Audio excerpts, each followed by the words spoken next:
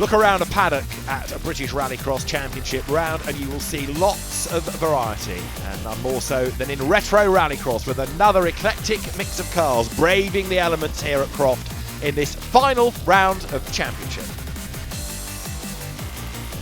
Gary Simpson has been the man to beat all season, unbeaten in a final, but Tony Lynch pipped him at the end of qualifying. He will get pole for the final ahead of Simpson and Brian Hardman, third after Q3.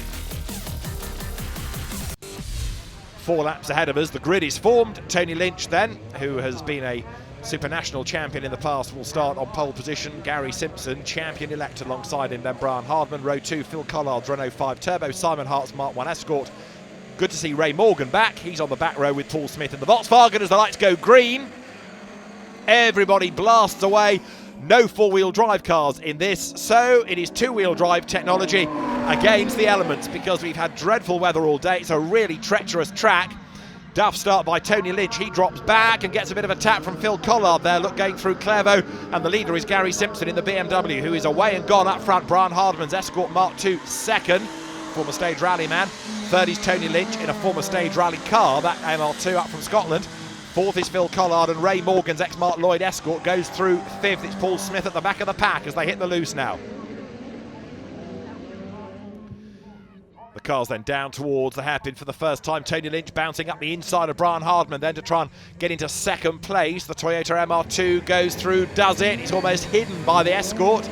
And around they both go, and also Phil Collard gets involved in that, just glances off the back of the Escort.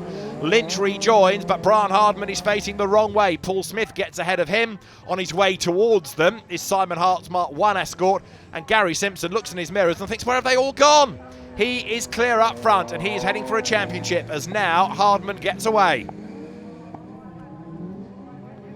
So I'm afraid to say Brian Hardman delayed, and Phil Collard is off the road as well. He clipped the Escort, didn't he, as he went by? Has he broken something? Let's see. In the meantime, Gary Simpson being ultra cautious here in that ex-Super National spec BMW. There is Collard back and running with damage and with lots of mud, you've got to say. Somewhere in all of that is a Renault 5 Turbo.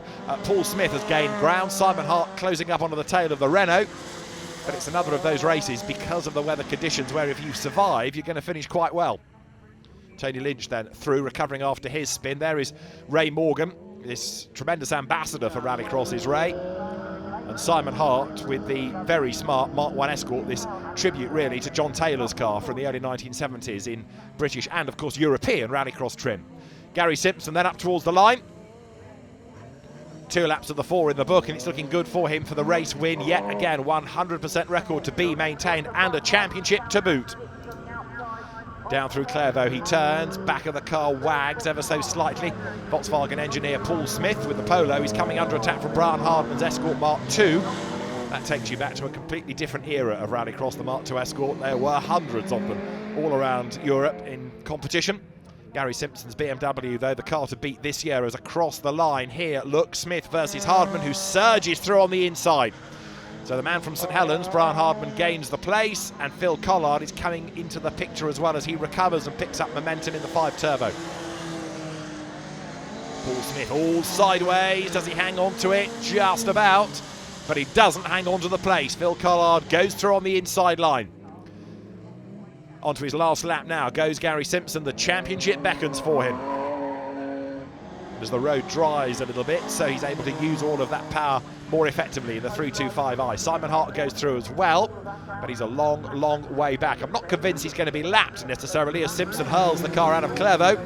Brian Hardman now onto the back of Ray Morgan. Is there a place to be gained here? Let us see.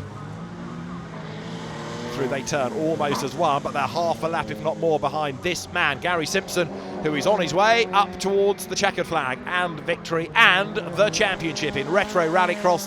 There is Tony Lynch, who's dipped in and out of the series this year, and had he not had that time-consuming spin on the opening lap, could he have taken the battle to Gary Simpson? Well, we'll never know now as you see this Escort battle.